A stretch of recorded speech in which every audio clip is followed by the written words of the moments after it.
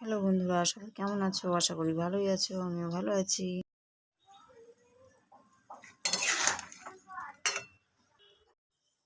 তো এটা হচ্ছে শুক্রবারের রান্না বান্না।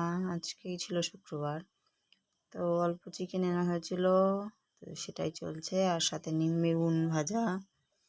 গরমের দিনে একটু তিতো খাওয়া ভালো, তার জন্য নিম বেগুন ভাজা করেছিলাম।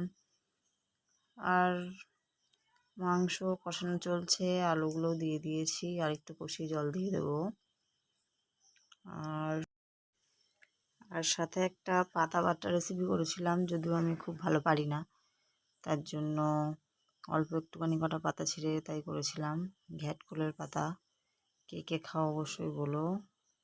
ঘ্যাটকুলের পাতা সামান্য একটু তুলে, বাড়িতেই হয়েছিল, তো সেই সামান্য কটা পাতা তুলে এই যে অল্প একটুখানি ভাজা করেছিলাম, যদিও খুব ভালো করতে পারিনি, তো খেতে মোটামুটি খুব একটা খারাপ হয়নি। আর এই যে নিম বেগুন ভাজা।